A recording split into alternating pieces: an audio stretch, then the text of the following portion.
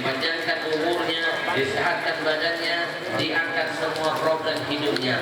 Dawu mardakum bisadaqah, kata Nabi, obati penyakitmu dengan bersedekah. Ternyata sedekah adalah vaksin yang paling jitu untuk menjaga kita dari virus corona salah satunya. Betul? Salatullah salamullah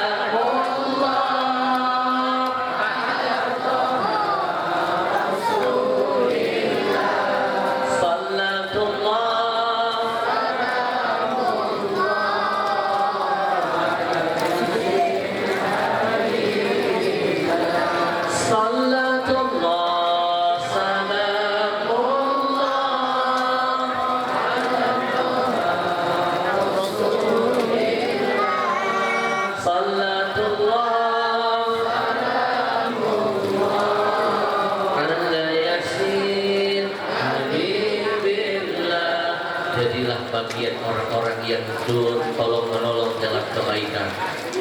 Ta'awun 'alal birri wat taqwa wa ta'awanu 'alal birri wat taqwa. Tolong menolong hanya boleh dua, urusan kebaikan dan ketakwaan. Insyaallah. Salatullah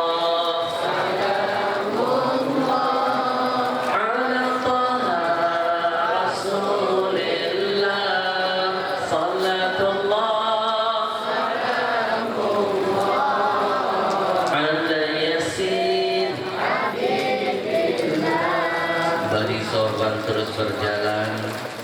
Mudah-mudahan yang menyumbang Allah berkahi hartanya, Allah kabulkan hajat niatnya.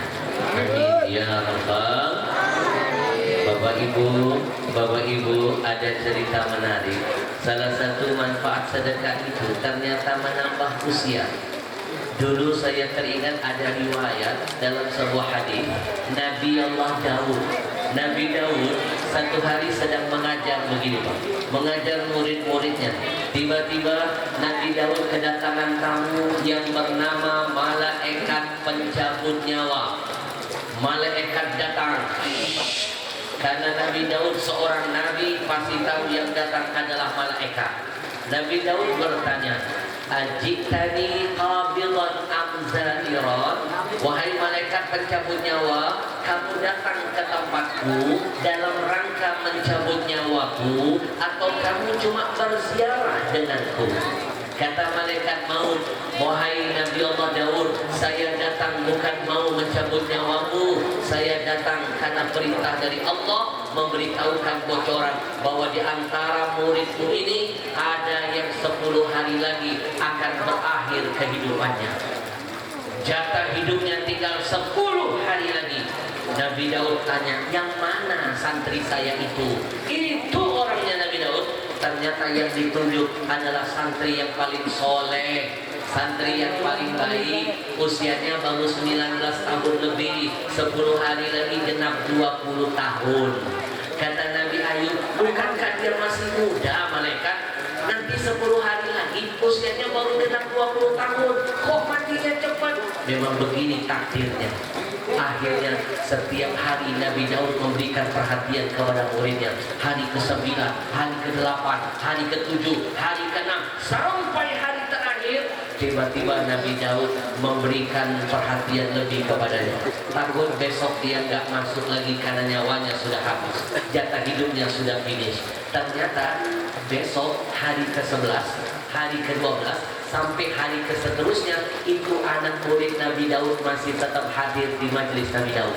Nabi Daud bingung lalu bertanya kepada Allah, ya Allah, kemarin ada malaikat maut datang, katanya santriku tinggal 10 hari lagi, ini sudah belasan hari, kenapa masih hidup? Malaikat maut datang lagi, wahai Nabi Daud, aku nggak jadi nyabut nyawanya. Kenapa? Begitu detik-detik hari ke-10, aku sudah membuntutin dia dari belakang. Dia pulang dari majelis taklimmu, tiba-tiba dia melewati ada seorang fakir miskin. Diam-diam dia mengeluarkan isi kantongnya, dia mengeluarkan 6 dinar dari kantongnya, dia hadiahkan kepada fakir miskin. Tiba-tiba sang fakir miskin itu mengangkat tangan berdoa kepada Allah, Allahumma atil umrahu, ya Allah tolong ya Allah panjangkanlah umurnya, tambah usianya. Gara-gara itulah saya dipanggil oleh Allah, lalu mau mencabut nyawanya, dapat perintah saya disuruh naik ke atas memperbaiki akhir umurnya, ditambah Allah jadi 60 tahun lagi umurnya.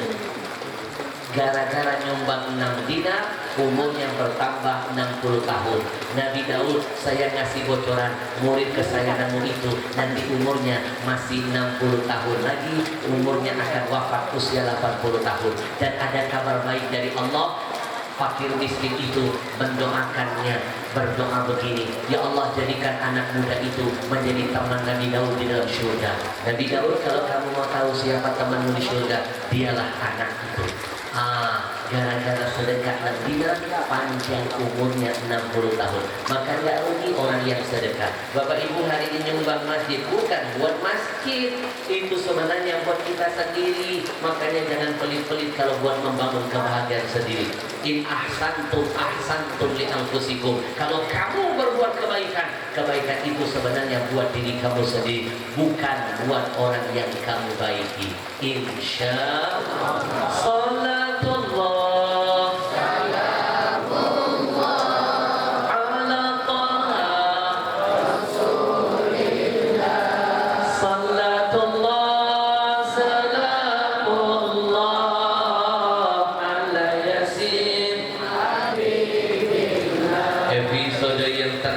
pesan Mi'raj buat anak-anak muda.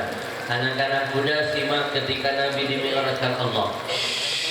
Dari bumi Nabi menembus 7 lapis langit. Kalian tahu nggak setiap langit ada penghuninya? Siapa penghuninya? Nabi-nabi terdahulu. Langit pertama Nabi Adam, sampai langit ke-7 ada Nabi Ibrahim alaihissalam. Anak-anakku, Mi'raj mengajarkan pesan ketika Nabi berjumpa dengan Nabi yang lebih senior, Nabi kita junior, memberikan salam penghormatan kepada yang tua. Pesan apa di balik Mi'raj? Mengajarkan akhlak buat kalian. Yang muda, hormati yang tua kalau ingin hidupmu jadi berkah. Bahkan dalam Mi'raj, Nabi sempat meminta pendapat dari orang tua. Ketika Nabi berjumpa di langit ke-6 dengan Nabi Musa, Nabi bercerita bahwa Nabi dapat perintah sholat 50 waktu. Nabi Musa memberikan masukan, Muhammad, umatku saja nggak sanggup loh, badannya gede-gede loh, apalagi nanti umatmu. Muhammad, kamu dengerin nasihat saya, kamu naik ke atas, minta diskon sama Allah. Anak-anak tahu nggak kenapa Nabi mau mondar-mandir menghadap Allah, minta diskon agar sholat jadi 5 waktu? Jawabannya, Nabi ingin mengajarkan kepada kita, begini loh jadi orang muda, mau menerima masukan dari orang-orang tua. Benar? Benar? Maaf Pak, anak-anak zaman sekarang Pak mentang-mentang S1, S2, S3 jadi S-teler. Kalau ada apa-apa nggak pernah ngajak diskusi ayah ibunya, merasa orang tuanya ketinggalan zaman. Betul? Kalau dikasih teguran, kritik, masukan dari orang tua nggak pernah dia amalkan. Mimpi hidupmu jadi berkah kalau kamu tidak hormati orang-orang yang lebih tua. Kenapa? Orang tua jalan berkah dari Allah menghampirimu. Mana dalilnya? Al-barokah ma'a akabirkum. Kata Nabi, keberkahan dari Allah akan datang menghampirimu manakala masih ada orang-orang tua di sekelilingmu. Anak-anak pulang dari majelis ini, kamu lihat rumahmu. Kalau di rumah masih ada orang tua, berkah rasanya. Tapi kalau di rumah sudah tidak ada lagi ayah ibu, hilang berkahnya, gersang rasa rumahnya. Benar? Benar? Maka pesan ini mengajarkan kepada kalian, ingin bahagia hari tua kalian, hormati orang tua di sekeliling kalian sebanyak mungkin. Maaf Pak, saya menemukan fakta di lapangan. Indonesia sekarang ini darurat krisis akhlak. Yang muda sudah banyak gak hormat lagi kepada yang tua. Dulu ketika saya masih kecil, kalau masuk ke dalam masjid, kami yang kecil-kecil berisik, itu gak perlu dicubit sama yang tua. Cukup orang tua ngasih kode begini, kami langsung diam. Anak zaman dulu ditegur begitu diam. Tapi lihat anak sekarang, berisik, orang tua negur, dia jawab begini. Apa dia bilang? Galakan dia ketimbang yang tua. Bener? Pernah nggak ngerasa anak-anak zaman dulu begini loh, jalan di salah satu jalan sempit, di depan ada orang tua jalannya tertati-tati begini. Kami yang muda nggak berani motong jalan orang tua, Pak. Pak mandi loh, Pak. Takut kualat loh. Kami jagain orang tua di depan kami jagain. Ayo mau kemana? Ayo. Takut ketiup angin. Tapi lihat anak-anak zaman milenial lewat di salah jadi jalan sempit, di depan ada orang tua, jalan tertati-tati, bukan cuma dipotong, tapi nasib orang tua ditabrak. Orang tua begitu sebenarnya nggak perlu ditabrak, tinggal tunggu waktu doang. Bener? Ibu-ibu ngerasa nggak anak zaman sekarang? Kita baru negur satu baris, dia ngejawab 10 kaset. Betul? Anak-anak muda, simak dulu waktu saya masih kecil, dimarahin orang tua. Jangankan menjawab, saya ngangkat wajah, mandangi wajah orang tua saja, Pak Madi nggak berani, takut kualat. Dulu saya pernah main bola di tengah lapangan waktu kecil. Azan maghrib berkumandang, saya nggak pulang, tetap main bola, jangan diikuti. Tiba-tiba ibu saya keluar dari rumah, lihat anaknya maghrib belum pulang, ibu saya keluar, tapi nggak kayak ibu-ibu zaman now teriak-teriak manggilin anaknya kayak Tarzan. Ibu saya sedikit pun nggak pakai teriakan, dia keluar dari rumah, berdiri di pinggir lapangan, di depannya anaknya sedang bermain, hanya menggunakan satu tangan saja, Pak. Anak zaman dulu langsung ngerti dan paham. Ibu saya cukup begini, kayak ada magnet, saya langsung mendekat, langsung menundukkan kepala, siap dimarahin sama ibu saya. Ibu saya berkata, "Nak, kamu tahu kenapa ibu nggak pakai suara, nak? Ibu malu dengan Allah, suara azan, panggilan sholat, menghadap Tuhanmu saja kamu abaikan, apalagi suaraku. Sekarang kamu pulang ke rumah, dirikan sholat. Sebelum pulang saya dipeluk, dibacakan Quran di kuping saya, dibacakan doa, doanya diambil dari potongan Al-Quran. Apa ayatnya? Rabbi habli minas salihin. Diartikan oleh ibu saya, langsung menusuk ke hati saya. Ya Allah, jadikan anakku menjadi anak soleh. Menangis saya, meraung-raung dengar Al-Quran. Pulang ke rumah saya gak banyak bicara. Besok teman main bola saya bertanya, hebat ibu, tinggi ilmunya. Kamu baru diginikan saja sudah mendekat. Kamu dibacakan Quran, kami lihat di kupingmu kamu menangis. Saya bilang, kuping diquranin, tapi sebenarnya kaki dicubit. Pantas menangis. Tapi anak zaman dulu walaupun dicubit tidak ada yang melawan. Benar? Ayo sekarang Pak, kita bandingkan dengan akhlak anak-anak zaman milenial, Pak. Main bola di tengah lapangan, azan jelas-jelas sudah berkumandang, masih nggak pulang. Ibunya keluar dari rumah, manggil-manggil anaknya, teriak-teriak kayak Tarzan. Masih tidak ada jawaban dari anaknya. Apa yang terjadi? Ibunya kesal, masuk ke dalam lapangan, nguber-nguber anaknya. Nasib ibunya jadi pemain bola tambahan. Kenapa bisa begini? Jawabannya yang muda sekarang banyak tidak hormat kepada yang tua. Maka anak-anak muda saya titip pesan sebelum saya tutup dakwah ini. Anak-anak muda, kalau besok kalian pengen tahu apa yang kalian panen, hari ini tanya apa yang sudah kalian tanam. Kalau kalian pengen nanti hari yang tua kalian banyak anak muda hormat kepada kalian, mulailah malam ini masa muda kalian. Hormati orang-orang tua di sekeliling kalian sebanyak mungkin, biar nanti hari tua kalian banyak anak muda yang akan hormat kepada kalian. Saya demi Allah, saya saksinya, saya merasakan apa yang pernah terjadi ketika saya dakwah keliling Indonesia. Satu malam saya pernah pulang dakwah jam 12 malam, Pak. Mau pulang ke rumah, dari arah berlawanan Allah nampakkan di hadapan saya ada seorang kakek dikeroyok 3 anak muda. Babak belur itu kakek. Ada yang nonjok wajah si kakek, kelebuk. Ada yang nendang dada si kakek, kelebuk. Ada yang ngintip dari belakang. Oh, tidak ada satupun yang menolong si kakek, Pak. Saya nggak tega. Saya putar kendaraan saya niatkan saya akan lawan 3 anak muda itu. 3 anak muda kecil, jelek-jelek begini saya pernah lawan 20 orang. Sedikit pun saya nggak mundur karena keburu pingsan. Saya klaksonin, Pak. Begitu saya klakson, bubar anak muda itu kabur. Lalu saya mendekat, saya lihat si kakek sedang tersandar di pohon, kepalanya bocor bermandikan darah, mukanya lebam, menangis kesakitan. Saya tanya dia, kek, kenapa pasrah? Kenapa diam? Kenapa tidak melawan? Si kakek menangis sambil berkata, jangan-jangan ini balasan dari Allah. Balasan apa?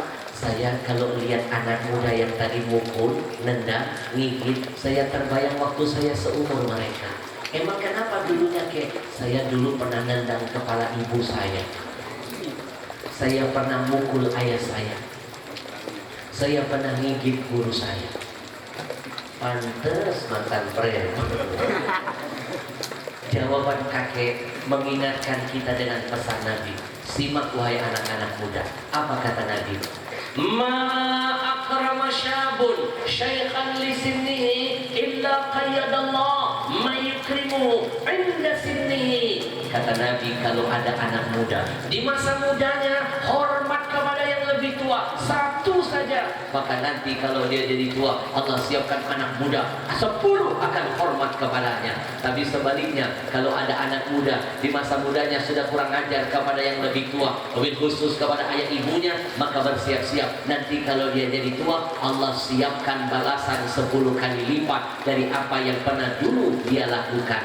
Na'udzubillah min. Bapak Ibu yang dimuliakan Allah, Indonesia darurat krisis akhlak. Itu sebabnya saya menulis buku ini. Sudah pernah punya buku karangan saya yang satu ini. Hari ini buku sudah tembus mega bestseller, ratusan ribu terjual. Tidak pakai toko buku terbesar milik non muslim di luar sana, hanya lewat pakai jaringan tausiah saya di mana-mana. Buku ini sudah sukses diangkat menjadi film layar lebar dakwah religi pertama saya. Sukses di seluruh biskop yang ada di Indonesia. Beberapa kali film karya saya dibeli RCTI, ditayangkan setiap hari raya Idul Fitri. Judul filmnya sama dengan judul buku karangan saya, Ada Surga di Rumahmu. Bapak Ibu masih ingat beberapa minggu yang lalu ada cerita seorang anak gila game online. Akhirnya dengan tega dia bikin ibunya jadi game over. Anak muda gila game online, handphonenya, dia kehilangan handphone di rumah. Dia tuduh ibunya, ibu, pasti ibu yang menyembunyikan handphone saya. Nah, ibu lagi masak, ibu nggak tahu menaruh handphonemu, ibu lagi bikinin makanan buat kalian. Pasti ibu yang nggak senang saya main game. Enggak, nah, ibu nggak tahu. Pasti ibu. Lalu Pak, dia ambil penimbang barang. Tahu penimbang barang yang terbuat dari besi? Apa namanya itu? Takaran. Yang dari besi, orang kalau menimbang barang, dia ambil besi itu, dia pukul kepala ibunya. Pecah kepala ibunya, bocor berbandingkan darah, tersungkur. Tidak cukup sampai di situ Pak, dia bakar rumah ibunya. Ibunya mati dalam keadaan gosong hanya gara-gara handphone. Anak-anakku, pasang otakmu. Emang kamu lahir dari rahim handphone? Emang di sini ada bin Motorola, binti Samsung, binti iPhone? Kamu lahir dari rahim ibumu, betul? Seorang ayah bisa membahagiakan 10 orang anaknya, tapi 10 anak belum tentu bisa membahagiakan seorang ayah. Seorang ibu siap mati ketika melahirkan 10 orang anak-anaknya, tapi 10 anak belum tentu berani mati demi seorang ibunya. Tepuk tangan buat orang tua kita semua. Saya kesal Pak lihat kejadian yang viral kemarin itu Pak. Gara-gara handphone dia bunuh ibunya. Gara-gara handphone, maaf anak-anakku, ibu mau ngeden. Tahu ngeden? Ketika melahirkanmu, keluar kamu. Coba kamu ngeden, apa bisa keluar ibu? Ibu ngeden keluar apa? Anak ngeden keluar apa? Gak usah dibahas. Kuning. Bapak Ibu yang dimuliakan Allah, itu sebabnya saya menulis buku ini. Saya keliling Indonesia, macam-macam cerita anak durhaka. Di Brebes saya menemukan kasus anak usia baru 12 tahun mukulin ibu kandungnya sampai babak belur hanya karena perkara sepele. Ibunya terlambat nganterin makanan. Tidak cukup sampai di situ, diambil gantungan baju, dia pukul ibunya, sobek bibir ibunya. Di Jambi ada seorang anak remaja mengunci ibunya